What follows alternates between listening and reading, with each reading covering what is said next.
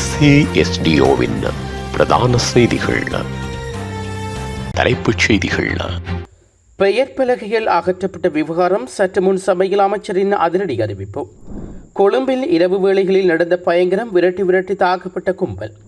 தாளமுக்கம் வலுவடையும் சாத்தியம், மக்களுக்கு விடுவிக்கப்பட்டுள்ள எச்சரிக்கை. இன்று முதல் புதிய நடைமுறை, வங்கி அட்டை வைத்திருப்போருக்கு சாதகமான தகவல். பாகிஸ்தானில் மீண்டும் பயங்கரவாத குண்டு தாக்குதல், 3 பலி. தொடர்பன விரிவான செய்திகள். தாயக செய்திகள். கிழக்கு மாகாணத்தில் கோரளைப்பற்று பிரதேச சபையின் எல்லைக்குட்பட்ட கிராமங்களில் தொல்பொருள் திணைக்களத்தினால் நடத்தப்பட்ட பெயர் பலகை அகற்றியோர் கைது செய்யப்படுவார்கள் என பொதுமக்கள் பாதுகாப்பு அமைச்சர் ஆனந்த விஜயபால அறிவித்துள்ளார். நாடாளுமன்றத்தில் கருத்து தெரிவிக்கும் போது சற்று முன் இந்த அறிவிப்பை வெளியிட்டுள்ளார். கோரளைப்பற்று பிரதேச சபையின் எல்லைக்குட்பட்ட கிராமங்களில் தொல்பொருள் இடம் என்ற பெயர் பலகைகள் சனிக்கிழமை மாலை பிரதேச சபை தவிசாளர் உட்பட குழுவினர் மற்றும் பொதுமக்கள் இணைந்து அகற்றும் நடவடிக்கைகளில் ஈடுபட்டுள்ளார்கள். இந்நிலையில் குறித்த விடயம் தொடர்பில் அமைச்சருக்கு மேலும் தெரிவிக்கையில், சட்டம் அனைவருக்கும் சமம். சட்டத்தை கையிலெடுத்த இந்த செயற்பாட்டில் ஈடுபடுவோர் மீது நீதிமன்றம் ஊடாக நடவடிக்கை எடுக்கப்படும். வடக்கு, கிழக்கு, தெற்குக்கும் ஒரே சட்டம்தான். அதை எவரும் மீறக்கூடாது. ஏற்கனவே போலீஸ் விசாரணைகள் ஆரம்பிக்கப்பட்டுள்ளது என்றும் குறிப்பிட்டுள்ளார். கொழும்பு கொள்ளிப்பட்டு பகுதியில் உணவகம் ஒன்றின் முன் இரு தரப்பிடையே ஏற்பட்ட மோதல் காரணமாக ஒருவர் படுகாயமடைந்துள்ளார். மோதலில் காயமடைந்தவர் கொழும்பு தேசிய மருத்துவமனையில் அனுமதிக்கப்பட்டதாக போலீசார் தெரிவித்துள்ளனர். இச்சம்பவம் தொடர்பான காணொலி ஒன்று சமூக வலைதளங்களில் வெளியாகி பரபரப்பை ஏற்படுத்தியுள்ளது.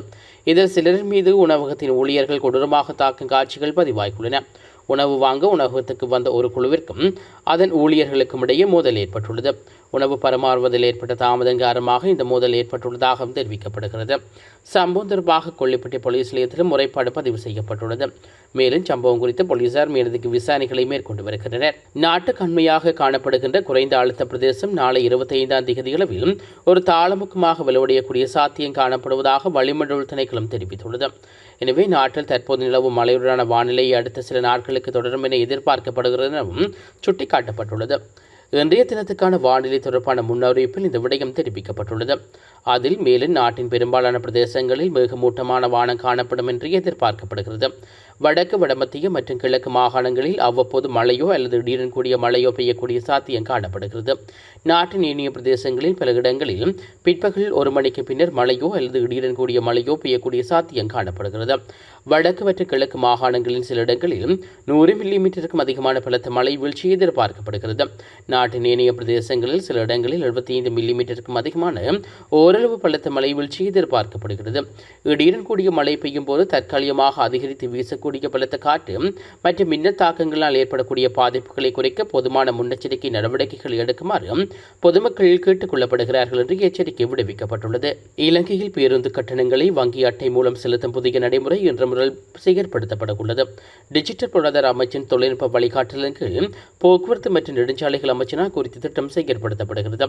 கொழும்பு புறநகர் பகுதியான கொட்டாவா மாகம்புர பல்வகை போக்குவரத்து மையத்தில் இந்த திட்டம் இன்று உத்தியோகபூர்வமாக ஆரம்பிக்கப்பட உள்ளது. போக்குவரத்து அமைச்சர் பிமல் ரத்நாயக்காவின் தலைமையில் இத்திட்டம் ஆரம்பித்து வைக்கப்பட்டுள்ளது. டிஜிட்டல் பொருளாதார அமைச்சின் தகவலின்படி இந்த திட்டத்தில் முதல் கட்டத்தின் கீழ் சுமார் 20 வழித்தடங்கள் உள்ளடக்கப்பட திட்டமிடப்பட்டுள்ளது. இதில் 3 முக்கிய மாகாணங்களுக்கு இடையான வழித்தடங்களும் அடங்கும் என்றும் கூறப்படுகிறது. காலி மாத்திரை மற்றும் பதிலை நோக்கி செல்லும் பேருந்துகளில் பயணிக்கும் பயணிகள் இந்த டிஜிட்டல் கட்டண முறையை அனுபவிக்கும் முதல் குழுவினராக இருப்பார். இந்த திட்டத்துக்காக 5 முன்னணி அரசு மற்றும் தனியார் வங்கிகள் ஏற்கனவே தமது ஆதரவை வழங்கியுள்ளதாகவும் தெரிவிக்கப்படுகிறது. உலகச் செய்திகள். பாகிஸ்தானில் பெஷாவர் நகரில் அமைந்துள்ள துணை ராணுவ படை தலைமையகத்தின் மீது தற்கொலை குண்டு தாக்குதல் நடத்தப்பட்டுள்ளதாக வெளிநாட்டு ஊடகங்கள் செய்தி வெளியிட்டுள்ளன. 2 தற்கொலை குண்டுதாரிகள் அவ்விடத்துக்கு சென்றதுடன் அவர்களில் ஒருவர் தலைமையகத்தின் பிரதான நுழைவாயிலுக்கு அருகில் குண்டை வெடிக்கச் செய்துள்ளார். மற்ற நபர் ராணுவ தலைமையக வளாகத்துக்குள் குண்டை வெடிக்கச் செய்துள்ளதாக தெரிவிக்கப்படுகிறது. எவ்வாறாயினும் இந்த தாக்குதலில் 3 பேர் உயிரிழந்ததாக குறிப்பிடப்படுகிறது.